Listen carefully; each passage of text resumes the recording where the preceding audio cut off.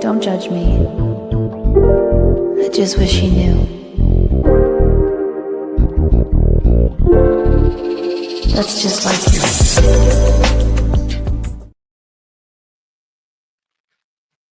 Well, ladies and gentlemen, boys and girls, children of all ages, it's Thursday evening, as you already know. This is the Six Man Convo live. As I am the host, K Styles, aka the Sixth Man, aka Pot May, and riding shotgun with me this evening, who is doing triple duty this evening. You know him as the Senator. Yeah, mustard. Yeah, yeah. Man, I'm back in football season mode. Going sometime 3 times a day and multiple uploads. So y'all already throw them red and blacks in there. Y'all know we the hardest working motherfuckers in this Falcon Knicks. Y'all already know it. what did you say? The hardest man in town. Mm. We do things round and round. So we got Mad Mike Sports, System K, the Brothers of Destruction is with you. And as we already know, with this six-man combo, we got a few topics that we want to hit on. Like you said, Falcon related or not Falcon related. But just letting y'all know, there will be some Falcon stuff involved in here, but it's not going to be the majority of the show. But so let's go ahead and get right into it, man. We got 3 topics. We have the running back resurgence. We have Trevor Lawrence, last chance in Jacksonville, and we have the WNBA in another drama controversy filled thing with the we'll talk about that later about the pay us what you owe us type thing. Oh But yeah. before we go ahead and start with it, man, hey Mike, you got anything you want to get off your chest? Cause I know you had a couple lives today. One with the immortal Hulk Hogan, but and then you also had one about Kyle Pitts. Yes, we did. Myself and the tactician, we did our thing and explaining that with Kyle Pitts and the issues surrounding him that is extremely hilarious.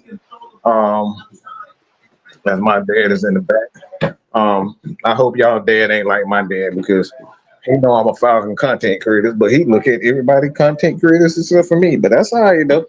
It's beyond dad that doing to you. That's all right, though. Trust me. I know the few. I know the few. Well, not necessarily from pops, but from everybody else that's supposed to be cool with me. I understand. So it's not just me. All right, I feel better now. No. It is what it is. So, hey man, Mike, like I said, man, I know you want to get some stuff off your chest. This is Yeah. the opening drive of the show, man. So everybody knows that the beginning of the show, we let either myself or Mad Mike Sports get something off their chest that they want to talk about before we get to the main topics. So the thing with this with Kyle Pitts, we found something really interesting in that Kyle Pitts is the only person, since a certain guy that shall go unnamed, ever since he's retired and he was no longer the Atlanta Falcons quarterback. Hint, hint, hint, hint. No Matt matter Ryan. what this dude, yeah, I think that's his name. Say it Yeah, again, Chris. is it Ryan Mack? Is it Chris Miller? I It thought might it have was been the Matt goofy Ryan. cracker I'm not sure. with the I'm, big I'm I'm head. not sure. I thought it was the goofy cracker with the big head. It's a bunch of them that quarterback this franchise, so you got to pick one. Okay. Yeah. So I guess That Matt is Ryan true. is the one. Yeah, Matt Ryan is the one. But I found it highly entertaining and interesting that Falcon fans, and if it doesn't apply, scroll the fuck on by or unsubscribe. All right, so you can go to hell right now before you even get started. Oh, oh, But oh, Mike. Do I need to tell them the slogan of this channel yeah, anyway? yes, please. So the slogan of this channel is we are looking to lose as many subscribers as possible. Hmm. So that means that if you feel offended by anything that we said or you and your feelings, well, fuck you. Go ahead, Hmm. Mike. Yeah, fuck you. Okay, so what we find interesting is that we had a couple of people just come out of nowhere. And we have this policy where if you put it out there, you expect people to speak on it, and we expect people to speak on it. But one of the things I find hilarious that when a guy's getting praised, this is when Falcons fans see fit to make sure that he feels like he ain't worth a shit. Mm. Yeah, that rhymed there now. Sound like Eminem on that one. Yeah, yeah, Damn. yeah, yeah, yeah, yeah. You had a little fuel on that. I, But I did, continue. I did, I did, I did. Okay, I'm proud of myself. All right, I okay, think I okay. think I can be. I can think I can be in the double XL freshman of the year at the age of Nah, 40. nah, Okay. bro. All you got to do is say the ABCs, and you'll be in that shit. And that's But a that's another whole, no, that's a conversation. whole, no, that's a whole nother topic right then and That's a there. whole other topic we might get on the Yeah, yeah, STL. yeah. We Like might you get say, you onto want that. to get your stuff. I want to get my stuff out before the show pertaining to that shit. But I just find it funny that when we go to praising this guy, fans just want to make sure that we know that they feel as though that like Kyle Pitts is a piece of shit. And I'm looking at myself. I'm like, why is it that every time this guy does something well, everybody always got to make sure that they bring up all the bad shit, all the worst things that this dude has one of the best catch radius as a tight end. He has one of the best catching percentage as a tight end. He doesn't drop passes. This is the funny part. He's considered a bust because he doesn't get a load of passes. This is the complete opposite of what Roddy White had. Roddy White had butterfingers, and they would consider him as a bust. But this guy don't have that problem, which is Mm. very interesting in itself. So I just find it hilarious that Kyle Pitts is the one that continuously get so much hate, and it's like we've already done the research on the numbers at the tight end position, how many yards is considered an average for a tight end, and it's between 570 700 yards in a season. So he's doing it. He's done that multiple times in his career, and we still can people still consider him a bust. I just find it hilarious. My, can I do something new tonight if you don't mind? Uh oh. So, Please. so based on that conversation in itself, we pretty much have come to the conclusion that this is what I like to call the Kyle Pitts derangement syndrome. Oh. And what I mean by Kyle Pitts derangement syndrome, it just comes down, like I said, it comes down to the point where this is not football related, even though they will tell you that it's football related. The reality of it is, just like Mike said, people are happy to see that Michael Penix and Kyle Pitts kind of on the same page. Yes, this is the first day of practice and stuff, but one of the key things for this team is you want to have that Penix, you want to have that Kyle Pitts connection working well to bring the best out of one or the other. like you said, we saw the interview with Cam Newton with Kyle Pitts where he said, you need to be there for your quarterback. And like you said, it's not a finished product, but you want to see the steps to get to that. Yes. The problem is we got a bunch of jackasses within this fan base who have Kyle Pitts derangement syndrome, which means that if he like any good, any bad that he does is going to come with a lot of criticism. Any good that he does is going to come with criticism. So pretty much Kyle Pitts is in a situation where no matter what he does, the city of Atlanta does not accept him. And the symptom of what I call Kyle Pitts derangement syndrome, it derives from a multitude of things. The problem is majority of the people that have this problem are still mad at the fact that he got drafted ahead of Justin Fields.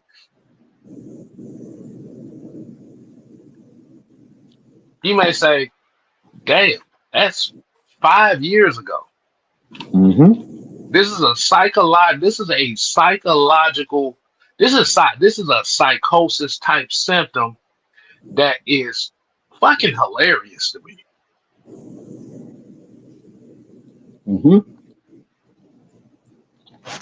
You're mad that a dude is not putting it's three things that come of it. The second part of it is they're upset at him because he's not leading the league in receiving yards, aka 1,500 plus yards a year, which is interesting to me because I thought that for the Atlanta Falcons to be the offensive balanced team that they had been last year, regardless on who had what numbers, I was thinking that y'all would be more upset at Kirk Cousins pissing away games last year. No, Michael, no.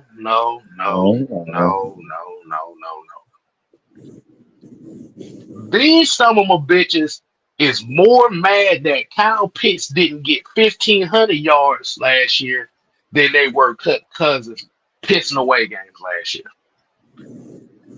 They're more mad at Kyle Pitts than Kirk Cousins. Let me just say that. How does that sound to you, Mike?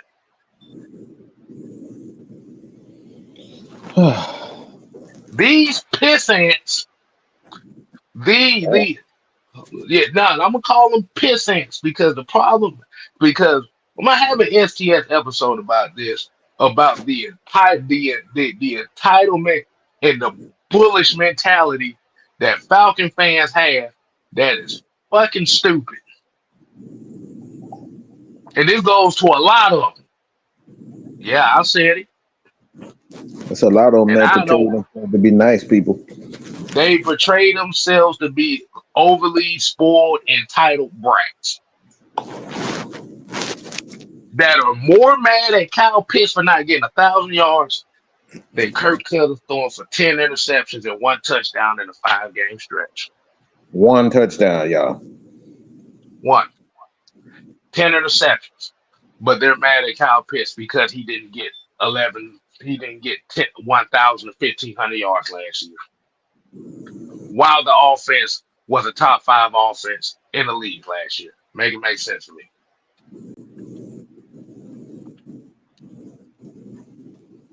What's this? It's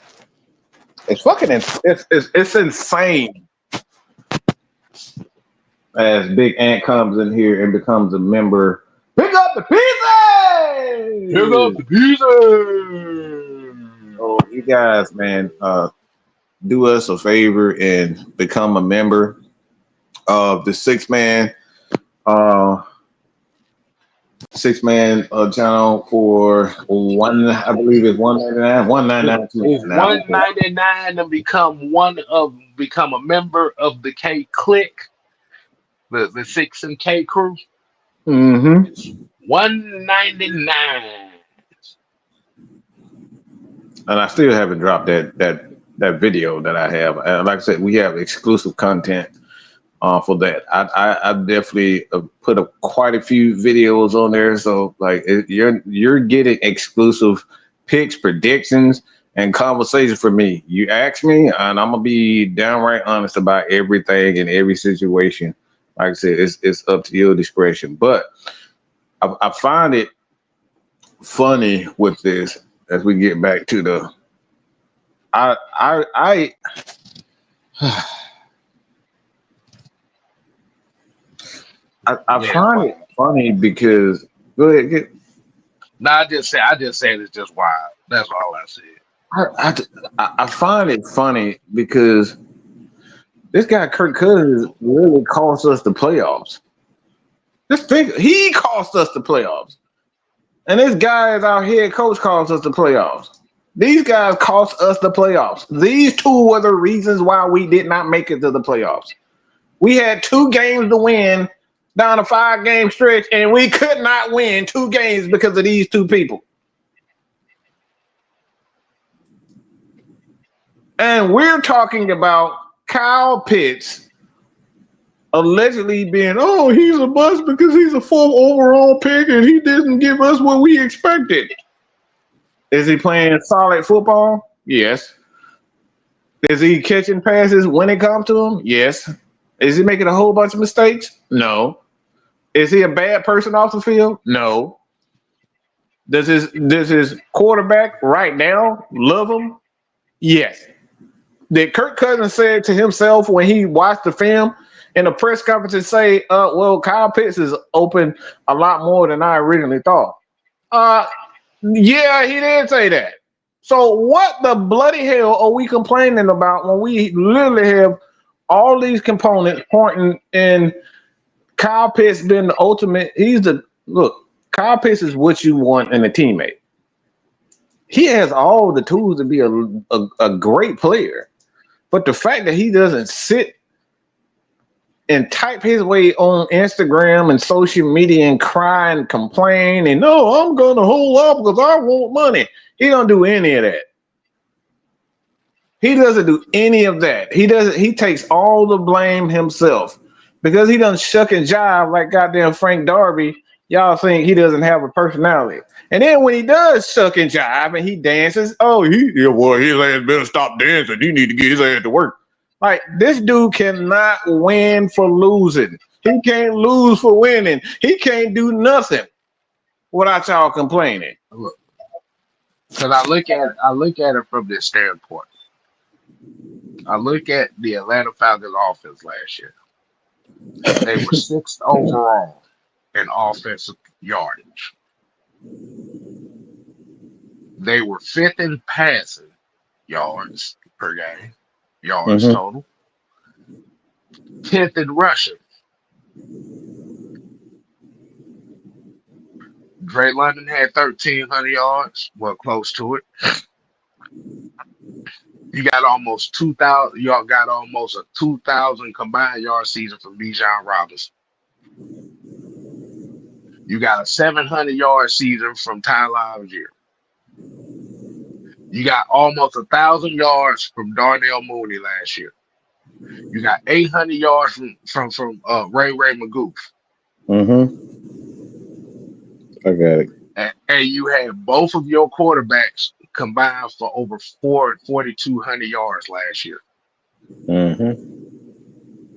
Remember, this was a 6th overall offense. Yeah. And come on. I got it. But instead of looking at the offense as a whole and saying, okay,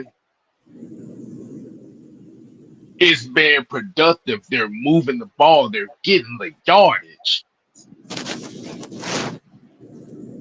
We're putting all the blame on offensive turnovers on Kyle Pitts instead of putting all of the blame on Kirk Cousins for for having the stretch that he did, from which this team went from 6-3 to 6-7.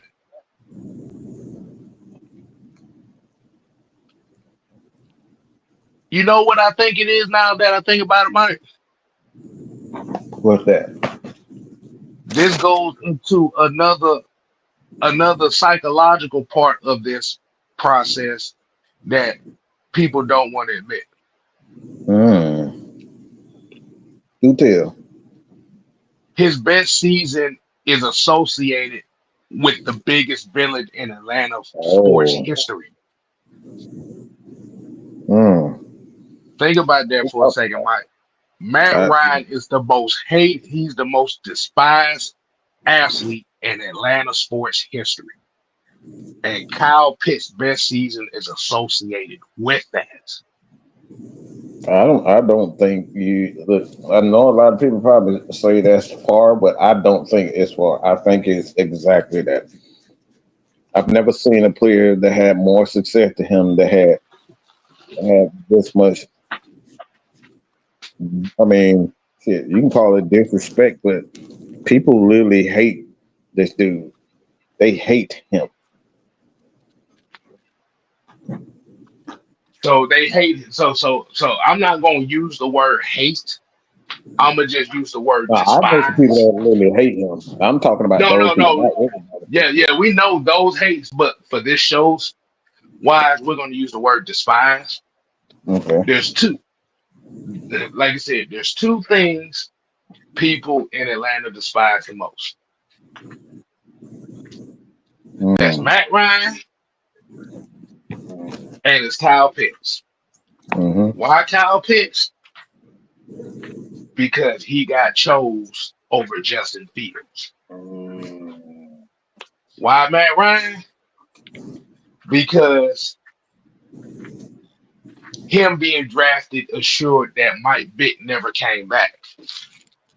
So you combine those two into one.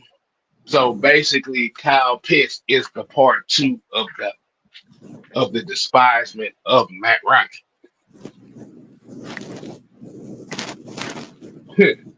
Look at this one right here. Here's that Matt Ryan is the Bret Hart of the Atlanta Falcons. and, The execution. Not lying though. Not lying. and what's happening, man? What's going on, y'all? What's going on, man? You say you got some things to speak on this? Yeah, about this Kyle Pitts shit. It's, Right. it's like I was saying in the chat.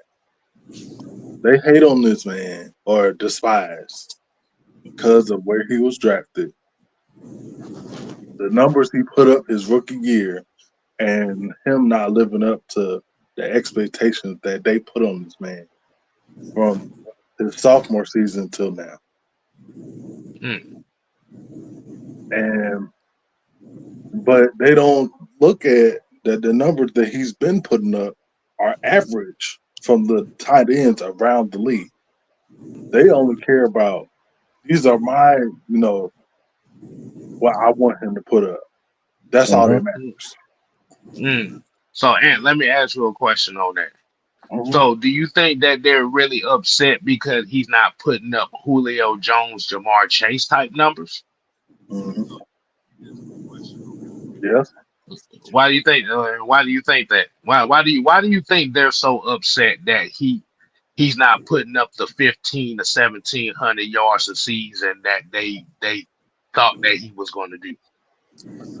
Well, for one, I think for them to think that he's going to put up wide receiver type numbers, even though he's a tight end and has a wide receiver body, um, you can't expect him to do that because he's not Julio. He's not Jamar Chase. Yes. He's not Larry Fitzgerald or Mm, Anquan Bolden or Megatron. For you to be putting these types of expectations on him is unfair to him. mm. Yeah, because the thing about it is when we look at it from college, in college his best season was like a 770-yard season. Right. But the aspect of it is he just looked like an anomaly at that position at that time. Yep. He definitely stuck out. So he definitely stood out, and I think where everybody started putting that unicorn, and I'm gonna say this right Yeah. now. I'm Yep. I'm gonna say this right now, and this is my personal opinion. I'm not calling no grown ass man a damn unicorn. That is one of the moistest ass nicknames you can give any man. Come on, K Styles. You don't want to call him delicious? I'm the bullshit. Baby. Uh-uh. I ain't calling no grown ass man no goddamn unicorn. I thought unicorn was reserved for little girls who like to have like watch Disney or Disney Channel and stuff like that. But I thought that was it. But we Right. started calling a grown ass man a damn unicorn. My pony, y'all remember that shit? I thought that you reserved that to them. Mm-mm. The thing about it is because of the whole Julio Jones situation, Mhm. a lot of the people were looking for that missing piece like that. And Oh, Yep. and with Kyle Pitts being drafted that high, which was one spot earlier than the highest drafted tight end in NFL history in Vernon Davis, who was drafted fifth overall. he don't he he's not a tight end according to them. Nope. That he doesn't count. So so the reality of it is with these people, they don't look at Kyle Pitts as a tight end. They look at him as a wide receiver. Mhm. That's the only thing they're going to imagine him as is a wide receiver. Mm-hmm. And the reality of it, and I hate to burst y'all bubble. No, this nigga's a tight end. Mm-hmm. Is he going to get another 1,000-yard season? I don't fucking care. The 2024 Atlanta Falcons was the most balanced offense that we had seen in this franchise since 2016. And you bitch ass motherfucker sitting here complaining about a nigga ain't getting 1,000 yards while everybody else is fucking eating. Right. Make that make. I'm We trying to almost make had. sense. I'm trying to make sense of this. So you're telling me Oh, that of how balanced this Falcons offense was, where you had both of your running backs combined for over 2,300 yards. hmm. If you add passing yards, they combined for almost 3,000 yards total. Oh my goodness. You had a passing off. You had your wide receivers combined and tight ends combined for almost 4,000 yards. And instead of looking at the offensive production and say, damn, there's something there, regardless on who's the guy that is getting the most yardage, you some bitches out here is complaining because one motherfucker didn't get 1,500 yards.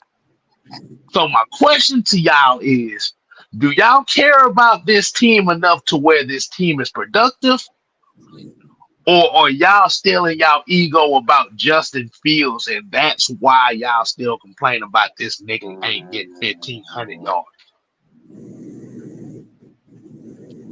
That's the easy question right there. And I know y'all asses is watching. And if you feel offended by it, Good, motherfucker. fuck you. That's all I'm gonna say. Fuck Fuck you. Right. Look, bro. We can't beat around the bush with these motherfuckers no more. I'm so sick and I'm so tired of y'all having more smoke for Kyle Pitts not getting 1,000 yards than Kirk Cousins blowing 5 games that put us out of playoff contention.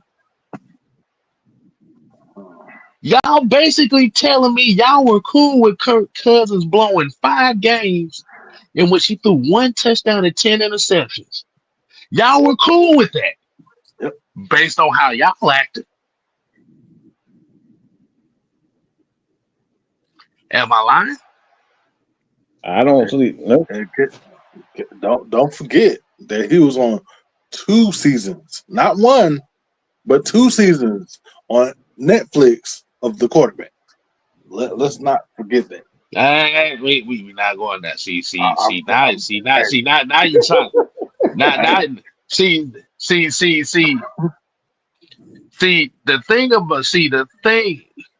the thing about it is, I try to put away that K Styles because that was the original K Styles that y'all first saw.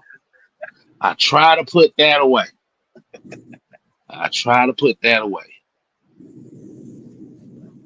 But we literally have these some bitches out here who are more mad that Kyle Pitts didn't get 1,000 yards more so than Kirk Cousins blowing the playoffs for the Atlanta Falcons.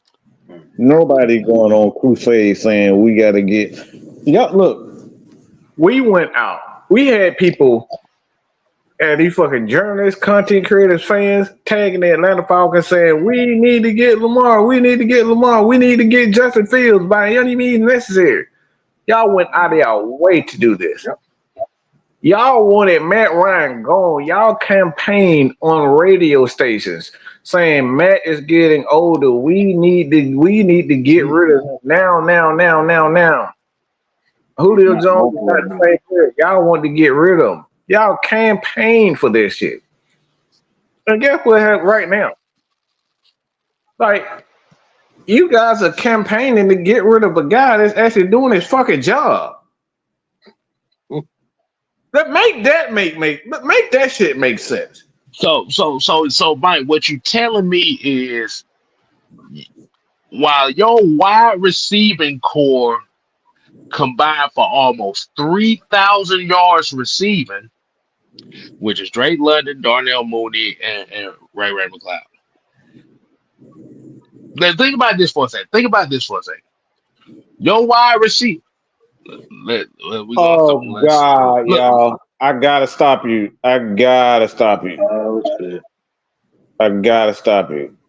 Guess who's on the nightcap tonight? Who? Kyle motherfucking Pitts. Oh, Yes. hell. Yes, he is. Oh, yeah. Mm-hmm.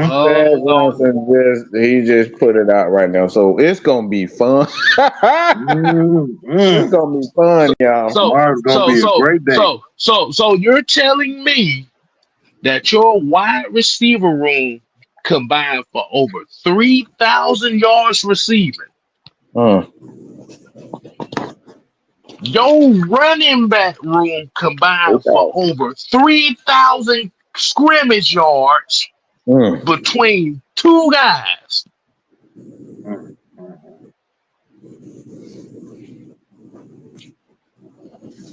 But we got smoked for a motherfucker for not getting 1,000 yards while y'all letting the quarterback get a pass for throwing for 10 interceptions and fucking his way out the playoffs. I'm about to say y'all asses can have it because We not doing this. See, the thing about K Styles, and this is me talking, I don't give a fuck who gets what numbers.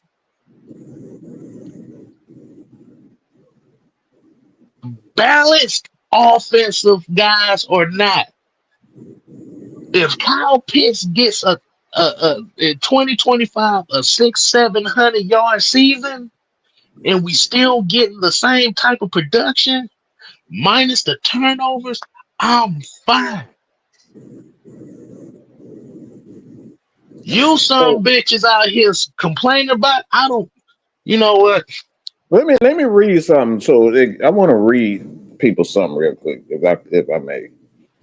Mm, So this is where a lot of this steam from. So it was a post put out there by the tactician, and it says everybody quiet about Kyle Pitts, and this guy responds like this. I'm gonna give y'all his response. All right, he said over a day at practice, you got some long arms to reach like this. Okay, he goes on and to say, I'm just a football fan with an observation. Your bullshit post won't make or break him this season. What are you proving? Now, this comes from a multitude of fans that were there, analysts that were there, and say Kyle Pitts looked absolutely amazing. And the funny part about this, he says this is the last comment, and it took him about 4 hours to even respond to this. But he said he's had 4 years of proof of Kyle Pitts being an absolute bum, which is funny Kyle, because you guys made a promo. Out of How four is he a years, bum? we you conveniently this is the bullshit that we talking about. This is uh-huh. subconscious bullshit that we talking about because all y'all say that he was a bum for 4 years, and there is proof that he was a bum. Yet he doesn't have bum numbers.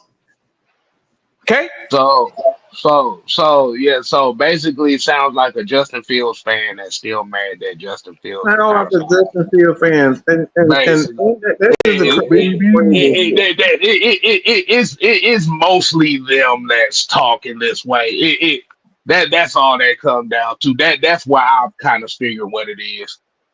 It's a bunch of dumb motherfuckers that's still mad that Justin Fields was not drafted by the Falcons and it was Kyle Pitts. Mm. Yep. Yep. It's Very all it good. come down to. And Nathan Floyd said, I'm more pissed about the coaches not pulling Cousins. Never should have been allowed to play to that point. And you know what? And that adds to another thing. These are the same motherfuckers that will not that sit here and looked at that stretch and blame Kyle Pitts because Kirk Cousins struggled. I like, wow. Mm. This this is the Matt Ryan shit all over again. Ooh, That's that's all it funny. is. That's funny. There was a couple of games in the stretches where he didn't even get maybe three balls, three catches that game. So what are we talking You about? know, you know what? Like I said, I just come to the conclusion.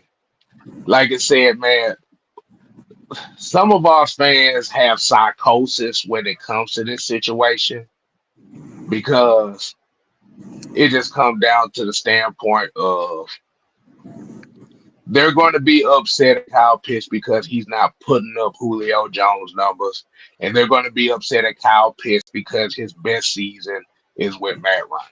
That's all it's going to come down to. I'm done talking about it. These motherfuckers can go suck the fart out of a catfish's ass for all I care. So so let's go ahead and get right into the main topics of today's show. Fellas, since y'all are guests of this show, we have three topics. We got the running back position and the resurgence. We have Trevor Lawrence's last chance. or the WNBA's controversy of pay us what you owe us. So whichever one, whoever want to start it off, you could start off with whatever topic you want to go out of those three, and we're gonna flow right off of there. Well, I'm gonna do something unconventional, and I'm gonna go basketball. Okay.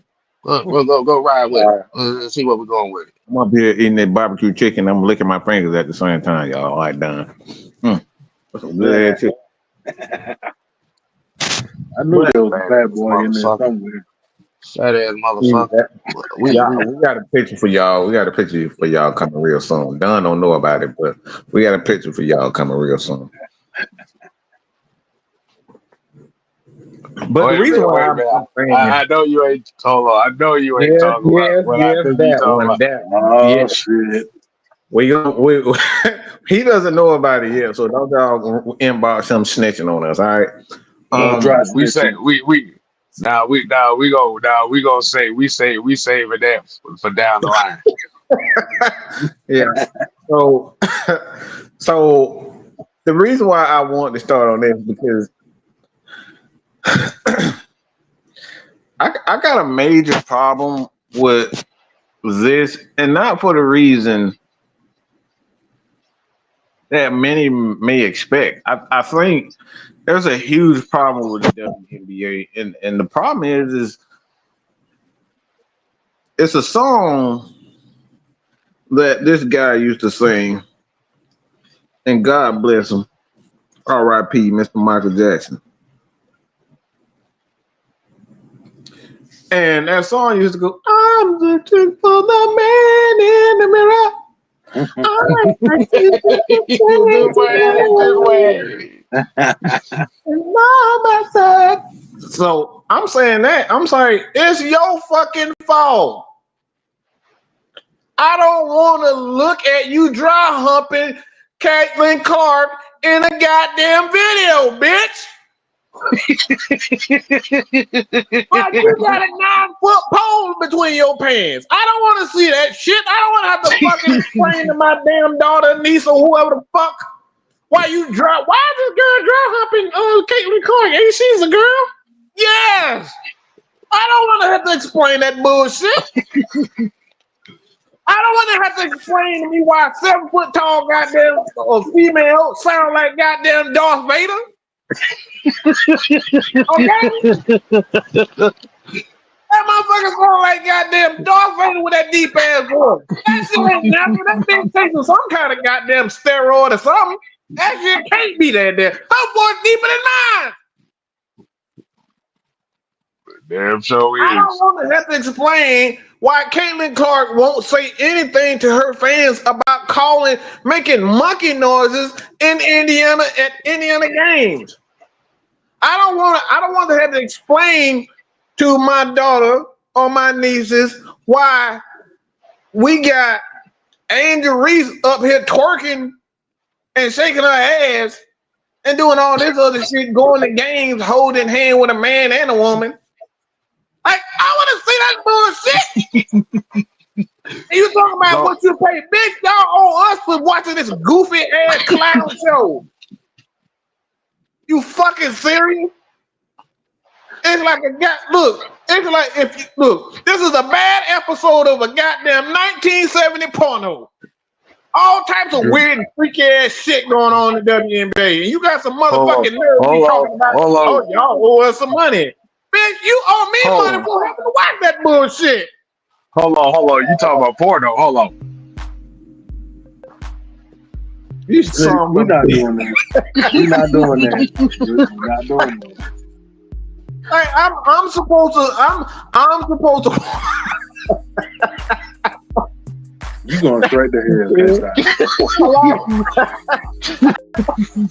Like, I don't want to have to explain. It's so much thing that goes on in the WNBA that all of these women will not. Oh, let me cut it off. Good. Mike can't concentrate no more. He can't concentrate. He can't concentrate. But I don't. I like. It's so much weird and goofy shit that going on. Like they up here hitting the ball in the back top of the damn basket, the top of the basket. Like they look like they ain't even trying to play. And you have nerd a minute to go to wear some fucking t-shirt and say, "Pay me what you owe, bitch." I owe you a penny for that bullshit I just saw. Oh my God. Lord have mercy. Got some Sound damn like nerd talking about pay me what you owe, bitch. Pay me. I can play basketball better than that bullshit we saw. you sound like Riley from Boondocks. Exactly. So, so here's my thought on that, man. And I'm gonna let Ant give his thoughts on this. The problem with this is it looks like one big publicity stunt. Um, the thing is, if a lot of people don't really know that the WNBA is going through contract negotiations, as far as player percentage revenues and new TV deals and stuff like that. Um, most people, like I said, most people don't know that the WNBA is the only reason why it still exists is because the NBA actually puts money into it. And the problem is, yes, you can get paid more. The problem is the who's watching. Mm-hmm. The target audience for the WNBA is women, girls, alphabet people. That is the target audience for it. Yes, Men watch women's basketball too. Now, don't I get me do. wrong, I do. I watch it. Yeah, I do too. but if you look at how they advertise it, the target audience is women, girls, and LGBT. Yes. The problem is the target audience doesn't really watch it like that. Mm-hmm. So, and what's going on right now is the last couple of years they have been trying to find reasons for people to watch it. That's why they went down the social justice route for so long. But then they got a blessing in disguise. Angel Mm. Reese, Caitlin Clark. Yes. The rivalry that's making people watch the WNBA.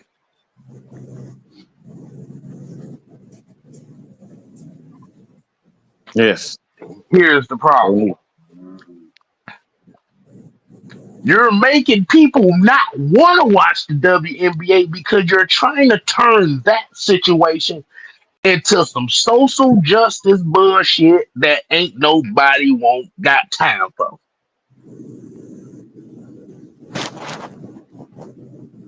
You got Dejanay Carter and Melissa Smith and Nate situation going on. We got all this other shit going on. It's like, okay, can we concentrate on the basketball? Mm-hmm. Everybody loves women's basketball, especially during March Madness, because everybody loves the passion of the game. Yep. They love the passion at the girl show. Mhm. The problem is that the WNBA is trying to run all this shit on social justice issues and drama. Nobody's watching the shit. Everybody's tired of it. What's your take on it? And Hmm. I just got one question. How do we move in the right direction? Where do we go from here? That should be the question. The question mm, we shouldn't be asking why, what's going on in the past. That doesn't matter. And, the target audience and all that. Like, what should we do to get better ratings and more people to watch us? That should be the target question. Mm-hmm. Hmm. Where do we go from here?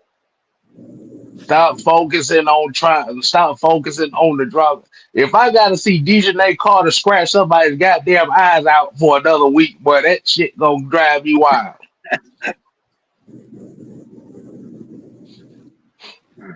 If I gotta hear about all this other shit about everybody feeling all wrong because they feel like they not getting paid enough. You don't make enough revenue to get paid like that. That's the thing. Like, You're in, like you said, the WNBA is in the red of an average of 40 to 50 million dollars a year. You're not going to get revenue that way. Mm-mm. Social justice is not the way to go about it. Social, bruh, bruh, at this point in time, like I said, we already got Trump crazy ass in office. We got, like I said, you got the Republicans acting wild. You got the Democrats acting stupid. You got Motherfucker, President Obama talking about little boys need the gay men in their life and shit. Like these motherfuckers tripping, yo. bro, we not trying, like I said, y'all trying to tie this into this league. No, if you want the WNBA to make money and profit, you have to focus on the product. You have to advertise the players yeah, The they got to players. do a better without job at with advertising. without the drama. You got great players in the WNBA. You got what's the girl Arike Agumake. You like I Aguma said, you K. got Angel Reese. You what's the girl the Yeah, Agent Wilson. Angel Will. Asia Yeah, Wilson. You got Kelsey Plum up in here. Like I said, you got this. I'm tripping right now because I'm about half-ass tired right now. You got a multitude, like I said, Sabrina Ahascu. You got Brianna Stewart. You Ooh, Sophie Cunningham. you Like she's doing a Sophie pretty coming. good job. What's the chick from the Dallas? What's the other chick? The one that's the second leading scorer, Nafisha. Yeah, I don't know how to think that name. Yeah, is it but Collier? yeah, her. Yeah, Nafisha Collier. Yeah. Like you said, you got multiple women that are stars in this league. But when you're trying to focus this league on social justice issues that have nothing to do with y'all and trying to get sympathy on shit that nobody cares about, Mm-mm. you're going to turn people away from it. I want to see the Atlanta Dream. People want to see the New York Liberty. People want to see these teams play.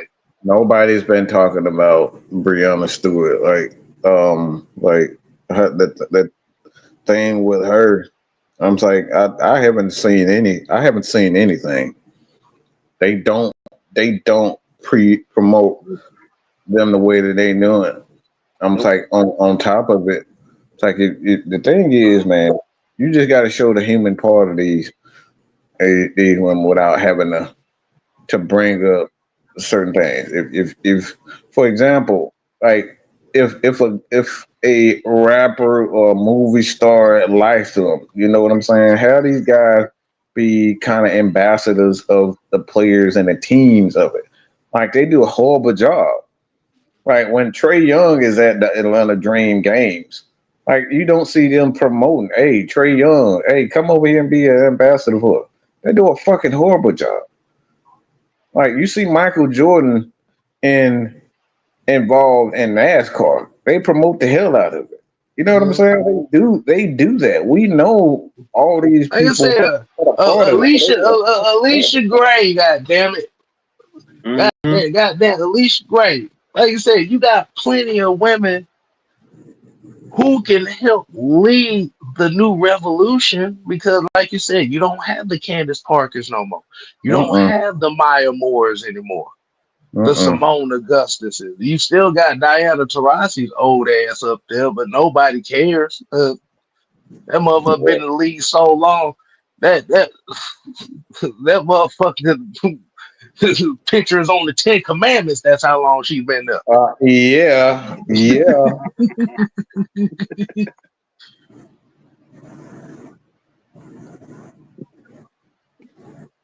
But that's my thing. That's my thing is pay us what you owe us. First of all, you have to make money in order for people to pay you what you. And because as of right now, with the WNBA being in the red, like Mike said, and this is gonna sound insensitive, you're most likely going to be paying motherfuckers to watch out. Mm-hmm. I'm talking about the casual fans at that. Well, we ain't talking about the people that actually watch the WNBA because they Casuals, want yeah. to see the WNBA players and see them succeed. We're talking about casuals here. Southside Shutter. He talking about she's been in the league just as long as Jesse Chavez. Shut up. Hey, yo. No lie though. That motherfucker, look, Damn. I was in high Shit. school when this bitch got in there. I was in fucking high school. She was in. The fuck are we talking about? Yeah, we sure Right. was. Yep. Bro, we watched the WNBA draft in my math class, nigga. I remember when she What got we drafted. talking about? Hey, come on. What's she And still around for? that was 2004. I was in Hey, the senior class. We watched the WNBA. We watched Sports Center and saw the WNBA like Diana Taurasi. We watched her college games in my math class Yeah. in 2004. Bro, I like no way. That was damn near 20 damn years ago. Get the fuck out of here. Like, what are we talking about, bro? Xavier Littman has a question. He has a statement here. He said they need longer seasons and more airtime, but the problem is they focus on who's gay and who is not more than the game itself. Nobody cares. Just play ball. Who cares if they bumping coochies? And that's exactly what I'm talking about. Look, that's what they Nobody, feel. nobody cares. Can Play you play basketball. ball? Shoot that This, motherfucker, okay? I don't need you this, shooting your shots and dry humping Caitlyn, and Caitlyn got to try to pretend like we she don't wasn't offended. I don't want to hear that, like. but I want to see that. Bruh, they got the Buns and basketball league that nobody cares about. So you think real basketball fans care about all that other nonsense? No, we don't. We want to see ball. We want to see women. We want to see women display their skills. Like I said, I laughed at Angel Reese missing layups, but the one thing I know about her game is I know she's a hustle player. I appreciate that. I know She Caitlin Dennis Clark. Rodman. She's a much more athletically and much more offensively gifted player of a Dennis Rodman. That's what she is. Everybody got different skill sets. Hmm. You got Caitlin Clark, who's a sniper. You got Arike Agumake, she's a scorer. You got Alicia Gray, she's a scorer. You got my Mm-hmm. girl Tahita Pow Pow. Pow She's a pow. hustle girl. the Like you one said, you that got won the 3-point contest. Mm-hmm. Yeah, she is sniper. you got Sabrina Ashu, she's a sniper. You got Brianna Stewart, who's a praying mantis. That girl 6'3" with a 7'2" wingspan. Get the fuck out of here with that shit. Bro, Stewie is I don't know how fucking. the hell that even That's an happened. alien right there, bro. Stewie is Exactly. an alien, bro. Yeah. Like you say, you got Diana Taurasi old ass. She's a scorer. Like I said, you got Monique Billings. She's a hustle girl. You got defensive specialists and stuff like that. But like I said, that's all we want to see. I don't want to see all this other bullshit. And y'all making RG3 part of this shit, which doesn't make it any that much better. You know what? We finna end that shit because I don't even Yeah, want to go down that route. yeah. All right, Case I'm about we to got go off.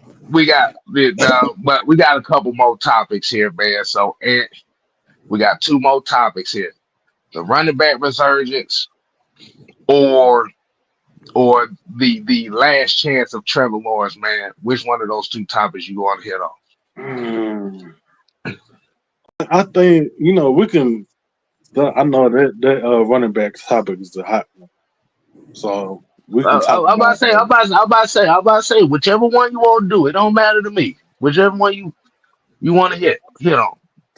So I think Trevor Lawrence, he's on his last leg, but it's like what me and Sam was talking about on yesterday. I think that whole quarterback class is on its last leg because Mm, they tried to sneak something past us, trying to compare that class to the 1983 class. Are you fucking kidding me? Yeah. mm. Yeah, I And then remember that. Trevor Remember. Lawrence, he couldn't even win 7 games last year. They won 4-13 last year. And then the only playoff game that that he's been to, they lost. Mm-hmm. So he does like in college, he looked damn good. I will not lie about that. But ever since he's been in the league, he's looked like complete trash. Now, Mm, why his offensive line being trash? That might have something to do with it. Um, his organization down there, they don't know what the fuck they doing. They can't keep any fucking talent on that offense, and mm, then they don't know which direction they want to go. Do they want to tank or do they want to have a good season?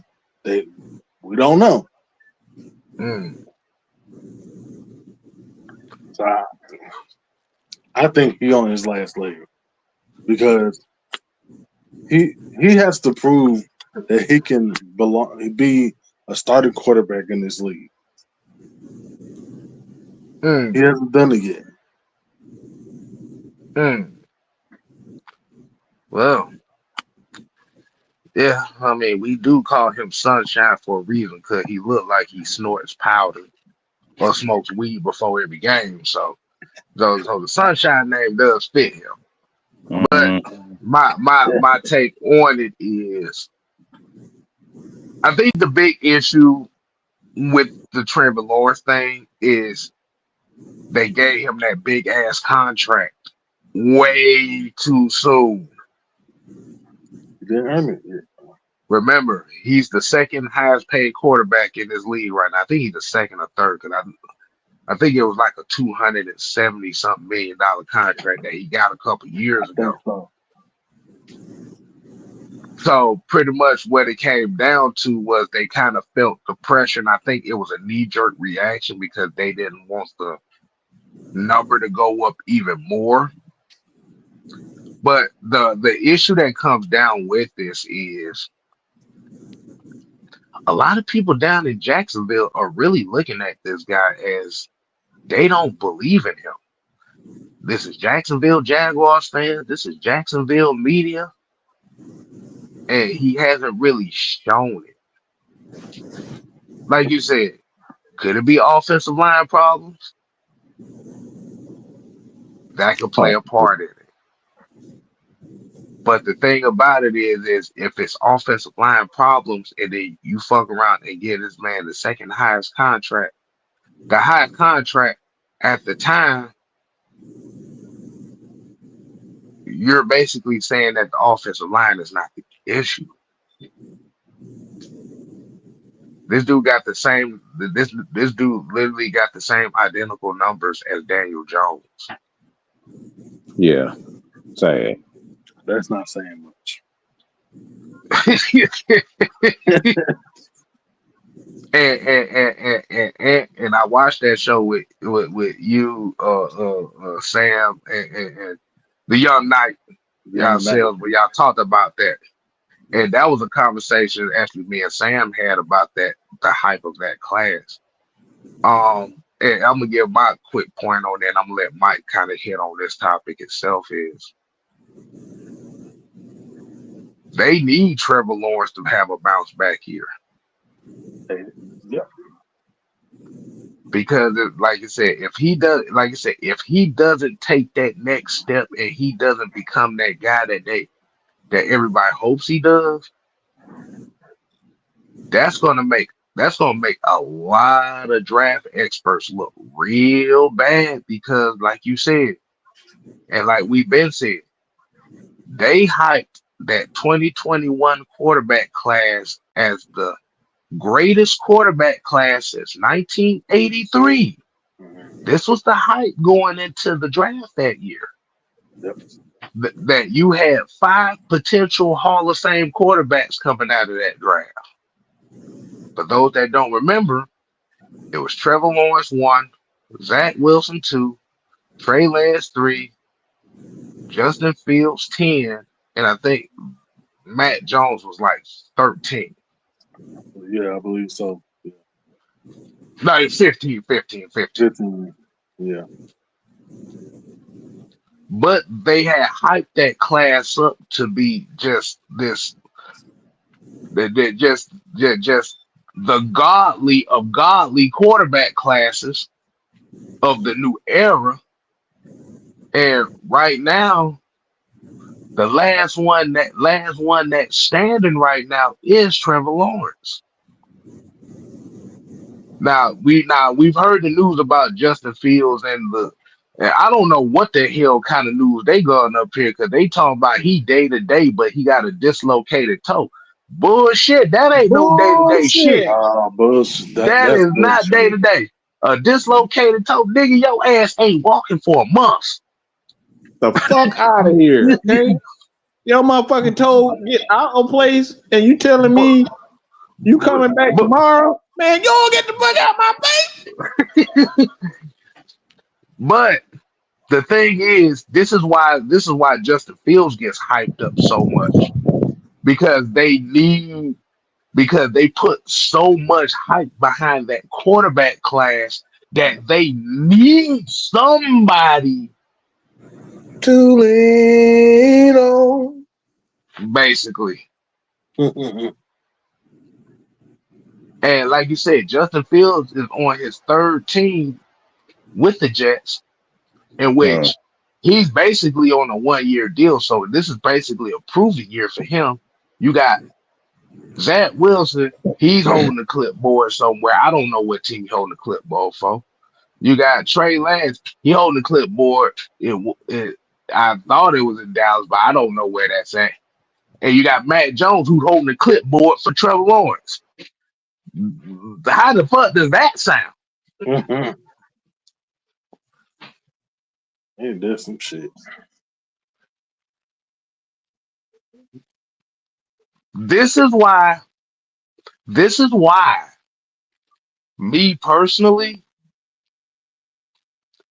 this is why a lot of the hype you never really get into because the situations itself will dictate how great the quarterback is going to be.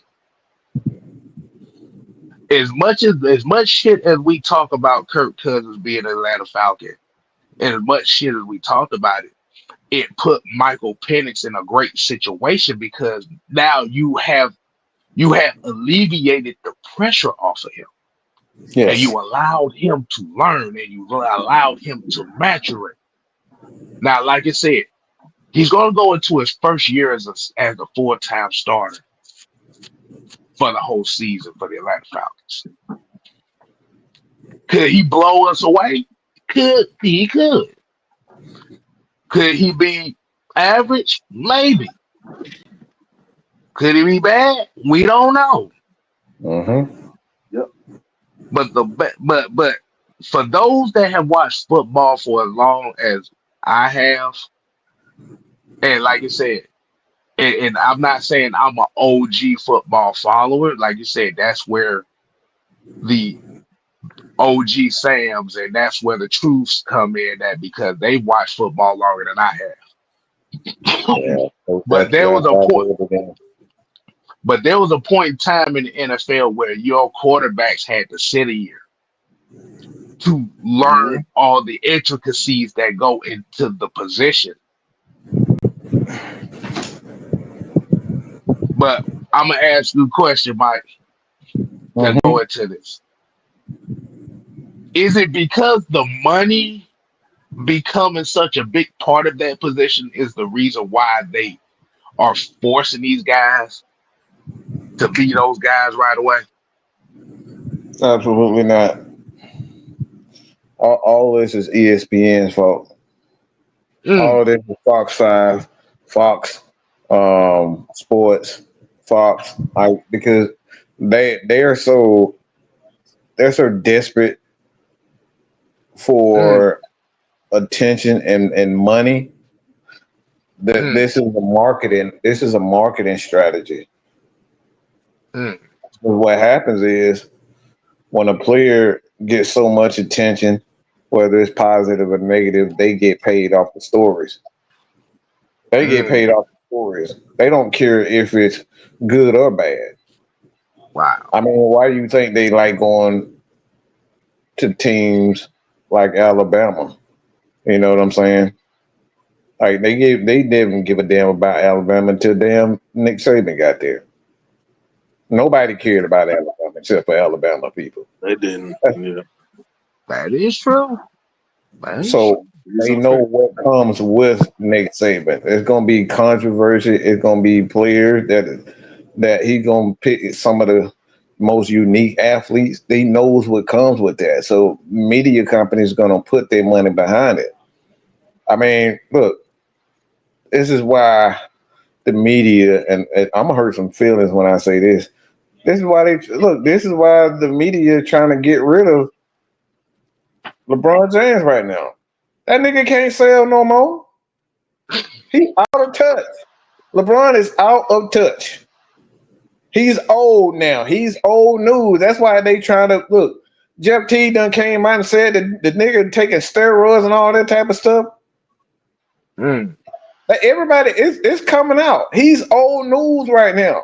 It's all about it. All this is about these media personalities and these media stations trying to use these players in order for them to look good. And this is the problem that we have when it comes down to sports. If media stop lying and blowing stuff up, because if we being real about it, if we being real about where it's headed, there's no reason for a lot of these guys to be in the spotlight. Like mm. we literally have a quarterback in Lamar Jackson that barely has more yards than fucking Marcus Mariota, and we putting him on a fucking pedestal like he's Jesus Christ. This dude barely got more passing yards than Marcus Mariota. Think about that for a second. To sell the story of the resurgence of Mike Vick. That's it. Mike Vick was the most marketable quarterback in the history of the NFL. It's not even close. And I'm talking And about look, the only reason why Tom Brady was marketable because he was on the cheating ass team in New England with a bunch of damn that they no, look that was manufactured. Okay, let me say this again. Tom Brady was a manufactured story in itself. Okay, Mike Vick marketability. People white, black, blue, green, every damn thing. Look, frogs used to goddamn stop what they doing. Them motherfuckers stopped hopping when they saw Mike Vick. Okay? Mike mm, Vick was the most marketable person in the universe. Not named Michael Jordan. Sometimes I dream that he is me. Yeah. They wanted to market this guy, and he was on everything: shoes, videos, TV, on ESPN. Like they had them top motherfuckers had 10, and he them had motherfuckers about two had or three of them in the damn. He had two or three highlights in one damn top 10. Bro, they them made a motherfuckers whole video game because of him. A whole man video game because man they made a whole box of condoms based on this nigga. come Now on, bro. Exactly. Come on, man. So I don't blame a lot of this about the quarterbacks on the game itself. I blame this shit on ESPN because guess what? This is what y'all don't know. They sign these TV contracts, and the NFL, when they sign these TV contracts, ESPN has to pay them X amount of dollars for them to be even like ESPN has to pay. They have to pay X amount of dollars for it to be hosted on these major networks. Okay, so ESPN got to get their money's worth.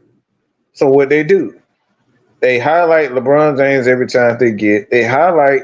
Look, Steph Curry got more championships. Steph Curry is one of the most influential basketball players in NBA history, and they barely talk about him. Barely talk about him. They can care less about Steph Curry, the greatest shooter of all time. But you see it on ESPN, the greatest shooter of all time. No, this dude, he changed the game. Steph But they Curry. would rather talk about they rather talk about LeBron James and his son that's in fucking G League. Like, what the fuck are we talking about? The problem is with Steph Curry is Steph Curry changed the mindset of a lot of players because you have to remember around that time when Steph Curry first came in the league, everybody wanted to be that slasher, that athletic guy who can be a magician around the basket, being able to drive fast. Mm-hmm. And like I said, when Steph Curry started shooting threes like a motherfucker, start shooting half court threes, everybody thought it's just like baseball. Mm-hmm. And you can agree with me on this, Anthony. Mm-hmm. What was the problem with the Atlanta Braves between 2010 Oh boy. 2014? Oh my goodness. Ooh, sorry. Who wasn't? What was the makeup? You What know what the makeup was that team? The what was the offense? problem? What was the problem with that team in Ooh. those years? Oh my God. I mean, what? Pick your poison. What wasn't the problem? I We, mean, we we could Th- barely th- th- th- score. We didn't know This how is to score runs and in key moments. okay. Our Okay. pitcher was suspect. It was suspect too. Yeah. Julio Tehran wasn't shit. Yeah, we know that. Matt Webster sucked. Yeah, we remember that. Yes. But but you pretty much weaseled around what I'm about to say. We literally had a whole entire batting lineup that struck out, that Oh led the man, league in strikeouts them for Upton 4 years in boys a and row. Dan 4 Ugly years in a man. row, bro. We had them Because Upton boys. All they did was strike out, and then we had the ugly man, Dan Ugly. That motherfucker we struck out more the time, and he the swung at pitches. the the problem was we had a whole batting lineup who cared more about swinging for home runs than making Mm, contact with the motherfucking ball. that part. I know one See, person that I think you already know where I'm going with this. go, go ahead. BJ goddamn up there. Oh my god, that motherfucker drove me insane. Lord have mercy. but but what Steph Curry represented was the guy who was hitting those home runs, but he was doing it in an efficient way. Mm-hmm. And the thing about it was because it looked so cool, all the AAU programs and all the analytics start gearing towards that style of basketball. And what Mm-hmm. ended up happening was LeBron James's style. LeBron James, his style started fading away real quick. It was Yeah, fading. and Once it's Steph getting better. Curry, once Steph Curry shooting became the new it girl, LeBron James started fading away. Mm-hmm. Now the popularity of LeBron James never faded, but people wanting to be LeBron James on the court started fading away. Yeah, The influence was dying.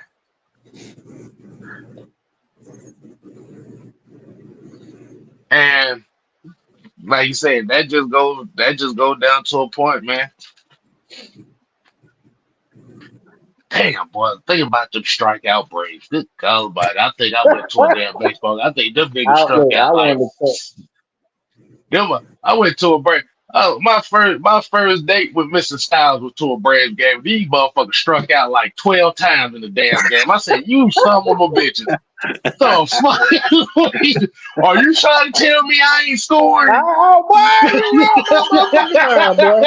you read my God motherfucking mind, boy. Just lay down a bunt. Boy, God you read my damn. mind. I'm like, what do you motherfuckers just jump on the plate? Just take a hit. Just God take damn, it. yeah. Take one for the team. Look. All I saw was strike out, pop up, strike out, pop up, strike out, Ground out. home run, ground ball, strike out. You got to hit here every now and then. Pop up, strike out. I'm like, you mother. I'm like, you know what? I'm like, nah. I'm like, bro, I'd rather, I'm like, no. Right. They was not interested in getting base hits. but to conclude that topic right there, man, like you said, Trevor Lawrence got a lot to prove, and he hasn't really proven anything. They brought in Travis Hunter, Brian Thomas from last year, who is one of the standout rookies from last year. So they're essentially, and like you said, with the Travis Etiennes of the world and stuff. So they're putting playmakers around him. So they're trying. So this is his last chance to prove that he belongs. Because if he doesn't pull this shit out this year, that's your ass, sunshine. Man, that's your ass, Mr. Postman.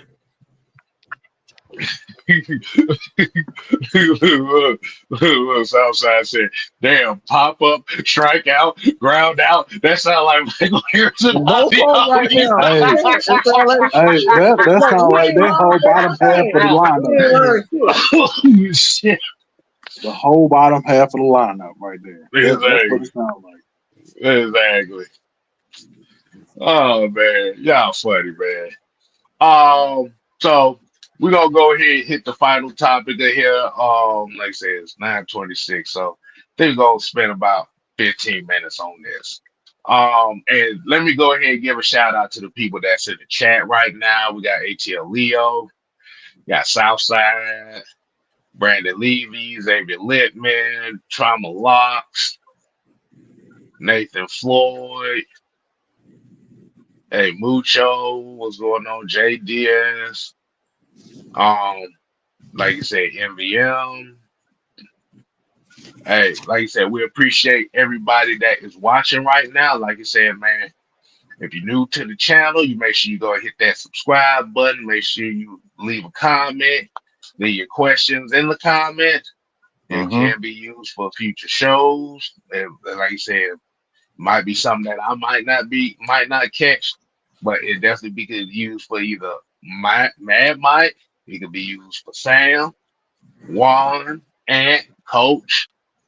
Like you said, man, we doing the damn thing. Right. If it's something that we may slightly disagree or don't fucking whine like a little punk, okay? Damn, it's conversation pieces. And this is the disclaimer. If you're going to leave a whole dissertation letter, it will get deleted immediately because I ain't reading that shit. Right. I ain't got time to read all that bullshit. Keep it short and simple, please. I'm dyslexic. I can't read that. I can't read all that. I got a little bit more patience than K Style, but sometimes you motherfuckers be leaving thesis in here. I ain't got time to get right. I saw motherfuckers. I saw Tank leave that goddamn comment on your shit. I said, motherfucker. I like, who the hell has that much time to type all this shit? Mm-hmm. No, don't do that to me, please. Please don't do it. Please don't do it to me. Because Well, if you type a whole essay under the comment section, I'm not gonna read it because look. Just keep it short and sweet. Because I'm can't Kevin's not just can't reading, stop. y'all. I'm here to tell y'all. I'm not I do reading that most of the shit. reading the comments. All right, I I'm do not most of reading that the shit. comments. You keep it short and simple with me, we good. But when you try to if you try to write 4-page letters of shit just right. to say, oh, I didn't like the fact that you said that this guy was that. So you tell me you had to write 4 pages to tell me that shit? I'm simple. You know what's funny, Kev? Most of the What's up? time, it's on people that ain't on our goddamn team. That's what Like I be said, killing bro. me. Like I said, I'm starting to think that some Falcon fans has a bad case of psychosis. I'm really thinking that it is. It's a major problem, and it's starting to make me laugh more now. How do you have psychosis and and entitled at the same time? I don't know how that works.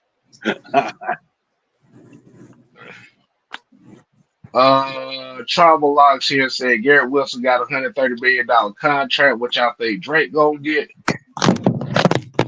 What Drake gonna get is depending on what Michael Penix does. If Michael Penix does what I think he's gonna do, the ball is getting spread everywhere. So we don't know who's gonna get what numbers, which is good for the Atlanta Falcons because what Juan say, pick your poison.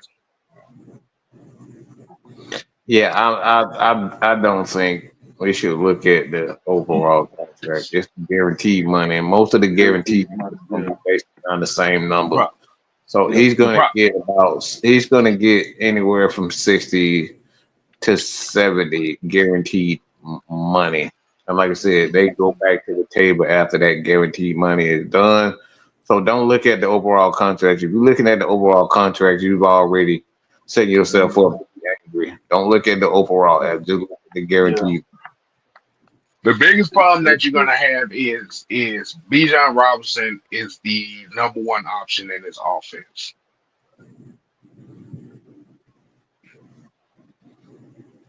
I don't think they're going to risk giving Drake London that much It ain't that. money when you got Bijan Robinson in your backfield, who is the heart and soul of your offense. So I don't think I like you said he may get. I say Drake may get 100 or he may get 110.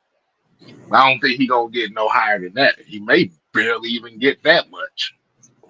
Yeah, it's the Falcons are in the position right now. You still got to think long term because you got Walker, Pierce, Watts. Those guys at some point in time they're going to get closer to the end of their contract. So about time you're ready to pay them. Guys like Jesse Bates will be gone. Drake will be out of his contract, and he'll have to be a team player for the most part if he's not a Hall of Famer, or Hall of Fame caliber at that point. But I don't look at the overall contract. He's going to get about 30 million or close to $30 million in guaranteed money, which is going to be about look at the most it's going to be $80 million for Drake London. And you kind of do that over extended time, about 3 years or so. He'll be out of that contract. But the thing that you want to do is when Drake is getting out of it, Kyle Pitts or in this instance, Bijan Robinson, about time they get out of it, Mike Penix will be coming into his contract, and you'll be able to bring in younger talent. So the way it's constructed, I don't see Drake London being here long because of the money. I'm just gonna be real. The contract, you got Darnell Mooney, you got Bijan Robinson, and if you're building this team around the offensive line and Bijan Robinson, Mhm. nine That's times out of 10, they're not going to sign Drake London to this mega contract. And I'm just talking about that third contract. Now he's going to get the second contract, but I don't think he'll see a third year. I don't think he'll see a third. Hey, trauma. Hey, look, no problem, man. No problem. Like you said, when we be able to get to the questions, we'll get to them. At least you ain't do like some motherfuckers and start talking about that we inciting violence because I didn't answer his question. We ain't going Yeah, down there. I can do that. But like you said, the thing is, look at the way that they have been drafting. Like you said, if you're wondering if Drake London is going to get a mega contract, it's going to dictate what they do in the draft next year. Mm-hmm. Yeah. Because if you look at the way that they draft, they literally done drafted everybody's damn replacement for the last couple years. Right. And we They haven't. really Look, did. this is why I say I don't see us. I don't see us drafting. I don't see us giving Drake that third contract. I think he's going to get about a 4-year deal, and that's going to be about $80 million guaranteed. And then based on that $80 million, we're gonna draft another wide receiver because 26, 27, 26 pick is gone. So the 27, 28, that's what we're gonna draft a wide receiver, in my opinion. Like I said, I'm here to tell y'all right now, Bijan Robinson about to become the richest running back we've ever seen on the face of the earth. Yep. Yep. Yep. And it's gonna be worth it. Like you said, he like and which brings to the point, which brings to the last topic we have for the show, which is the running back resurgence that we've seen in this league the last few years, man. And I think I'm actually very, very excited about this, to be honest with you. Like I said, you've seen, Saquon Barkley stay healthy and play very well. And you got Derrick Henry, Bijan Robinson, Jameer Gibbs out here doing this damn thing. I would say Christian McCaffrey, but his goofy ass can't stay healthy. Like you said, how do y'all feel about the NFL kind of reverting back to the style in which the running back position has become very important again? Hallelujah, hallelujah, hallelujah, hallelujah. I'm fucking happy. Thank God. Because it's going to force quarterbacks to sit their punk asses down and actually learn how to run and stop running like niggas from Baltimore. Run, nigga, run! Thank you, K-Style. Run, nigga, run! All this shit. Run.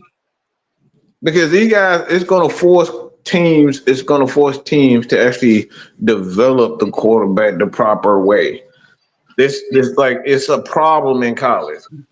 It's a problem in college. Everybody want to win that dumbass RPO bullshit that the University of Athlete University, okay, runs. They have ruined college. They have ruined football. Okay, Urban Meyer has destroyed the quarterback position. He has destroyed, he's killed the quarterback position. Urban Meyer is single-handedly responsible for killing the quarterback position. It's the RPO, running screens, not developing the quarterback proper way. You talk about the same. You talk about the same Urban Meyer that was the head coach at Ohio State. Mm-hmm.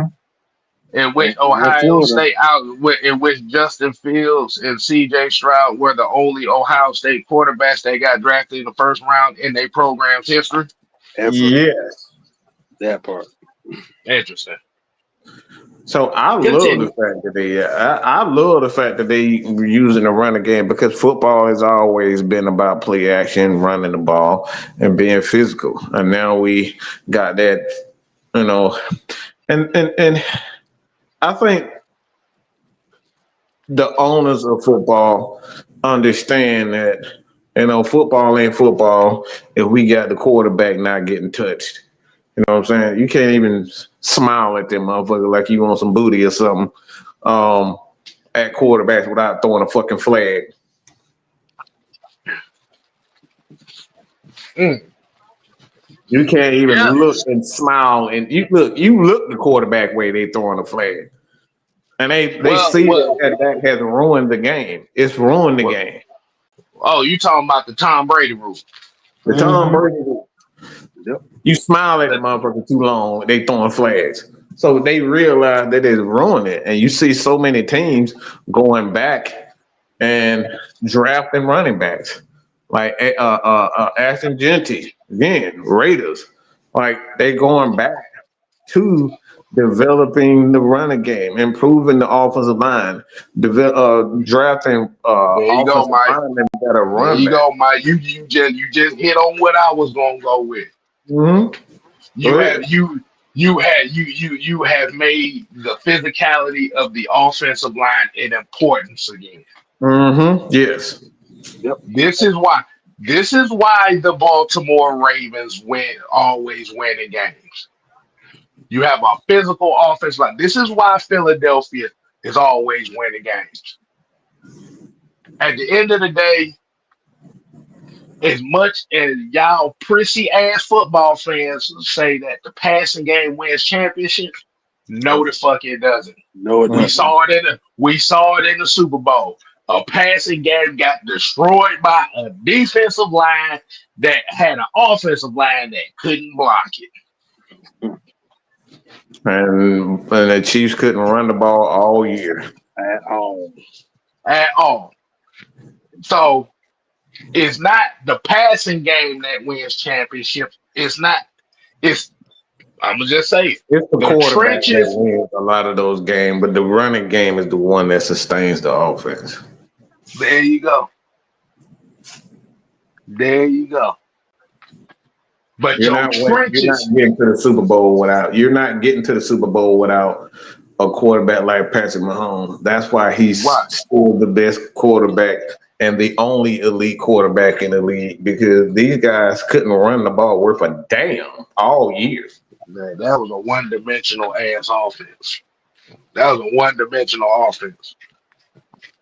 But the thing about it is, what I love about it is, like I said, you brought an aspect of football that was important to me growing up, and that was the balance. You had teams that were balanced. You built the team on balance. And like you said, the running backs at a point in time, like you said, they were starting to become obsolete. In which, for people that are like true football fans, were pissed off about. Like, wait a minute, y'all trying to y'all trying to get rid of the running backs, the importance of the running backs. No, no, no, no, no. You need a run game. Mm-hmm. Most of the teams that are successful in this league have built their team around their trenches, their run game, and their defensive line. Mm-hmm. Falcons a perfect example of it. hmm So like I said, man, I'm loving it. I like it.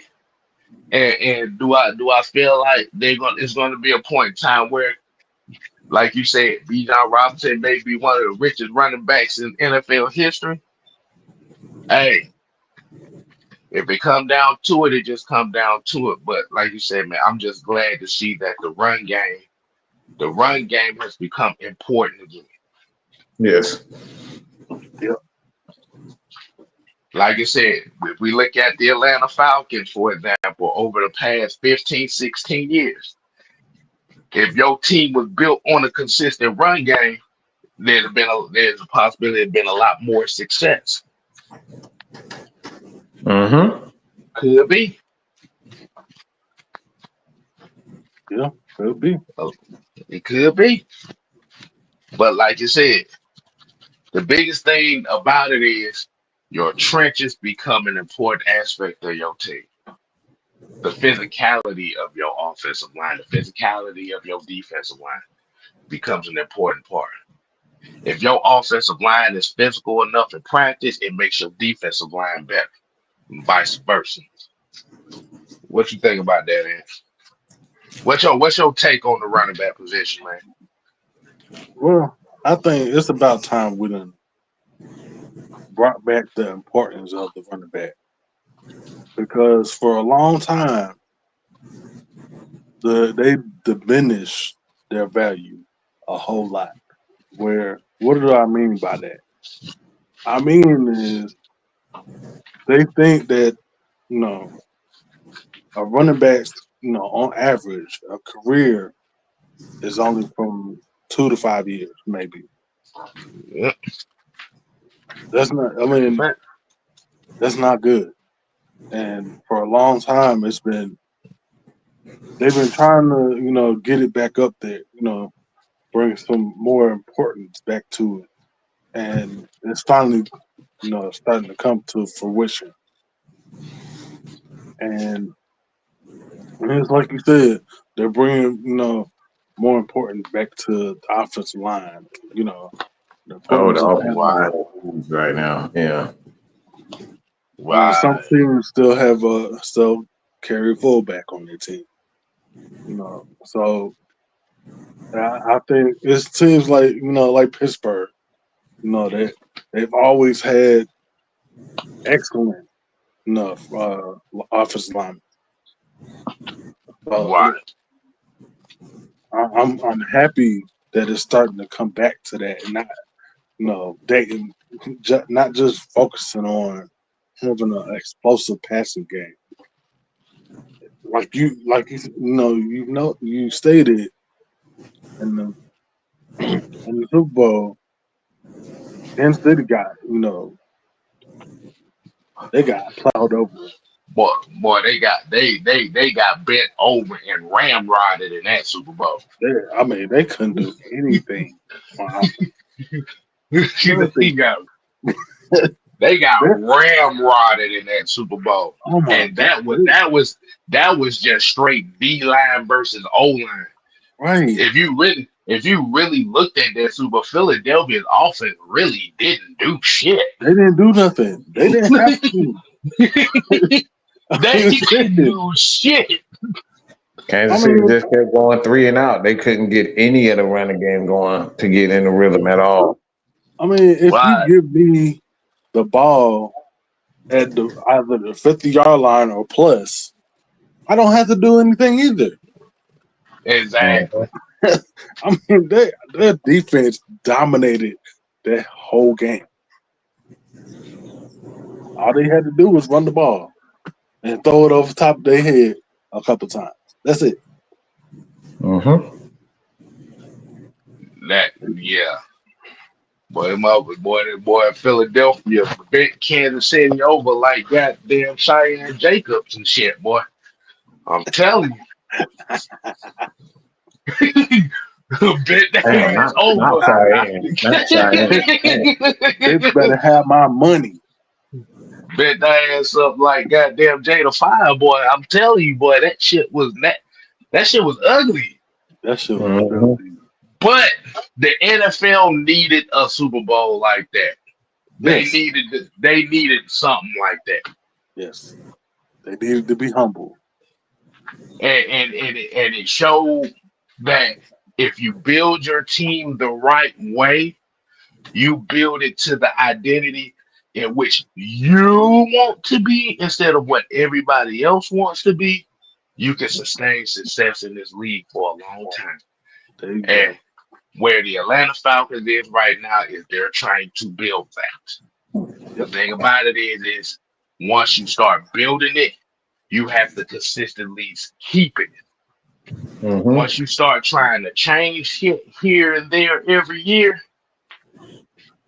you gonna hurt yourself in the long run, and that's what's been the Falcons' problem for the last 7, 8 years.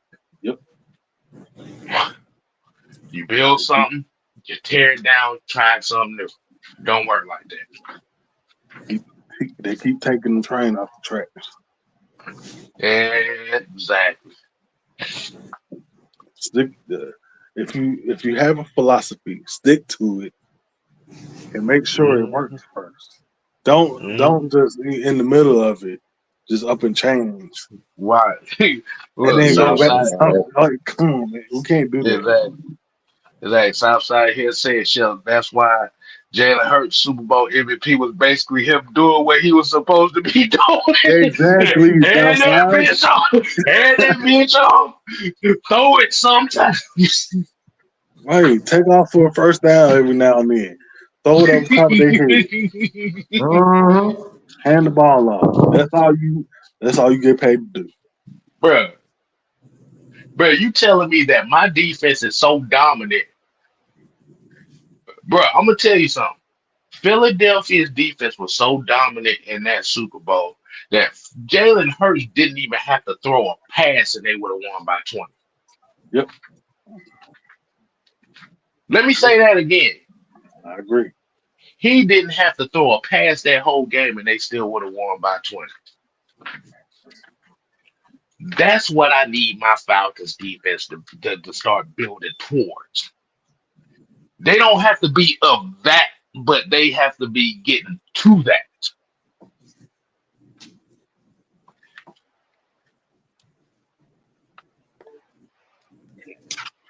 Okay. All right, we're gonna go ahead and get up on out of here, man. That was kind of a new format that I wanted to try out on this show here. As you said, like you said, I let Mike and I let Ant sit here and pick the order of the questions, the order of the topics. So that is a new concept here. So if you let us know if that's how y'all like to, if y'all like that kind of concept. First of all, let me ask people on the screen, how do y'all feel about that concept? I like it. They don't care. They don't care. Yeah. I'm talking They about don't y'all care. asking. Fuck They them. I'm don't talking care. about y'all. This They don't ad. care as long as we're not talking about Matt Ryan. They good. Okay. But how do you feel about the concept, Mike? I mean, motherfuckers are scared to talk to me. So anytime uh we can switch, switch conversations and talk to new people. Everybody act like they fucking afraid to say something back to me. So anytime motherfucker leave, we got different topics. I'm cool with it. I love. Look, I was raised in sports, man. My whole family, y'all know. My brother, my sister. Um, yeah, I got a whole family just into sports. So like I'm just Okay. sports. Related. So wrestling, football, baseball, shit, hockey, I watch it all. So I Okay. love talking. I love talking sports. Okay. Okay. So I was talking about the concept of letting y'all choose the topic in order based on Now whoever I don't starts. like that too much. I don't like that too much because people gonna turn around and say that I made you do this concept. I'm the one who brainwashed you into making this concept the way it That's is. So always your I fault, Mike. don't like. Always. I First of know. all, no, first of all, fuck them. Second of all, if anybody knows, and the real people knows that watches these shows, knows that K Styles comes up with a lot of concepts involved in this group here. And you can damn tell. And for those that don't know, if you can't tell that these concepts are my ideas, then I know your asses don't really watch like that. Hmm. Yep. So first of all, how's Mike gonna brainwash me into doing something where I help him most of the time? Most of his shit is my idea. It's my ideas that I let him him because this ain't about me versus him. This ain't about me versus everybody. This ain't about all that. This is about a team effort. This is about family over here. And the issues that y'all having about this quote unquote family shit over here, y'all can kick rocks because the thing is you're not going to dictate how we do things over here. You rather get with the program, you're gonna make suggestions to improve the program. But once you start trying to police people, that's where you get the wrath of the whole swarm. So with that being said, hey, like you said, man, we got Coach coming on tomorrow. We got Sam. We got Juan the tactician. Like I said, we might get a pop-up show from Mike. Yep. Hey man, we It's the about to have football hey, season, so I guess got what? plenty of time. And like I said, man, you're gonna get more of the Falcons training camp reports tomorrow before everybody starts going. So until next time, people, we ain't here to play. Oh no. We here to stay. Ooh yeah, nigga. You ain't gotta go home. Come on, Antonius. We got to get the heck up out of here. There we go. We out here. We out here. Public service announcement. The enemy closest to you will never show their true colors.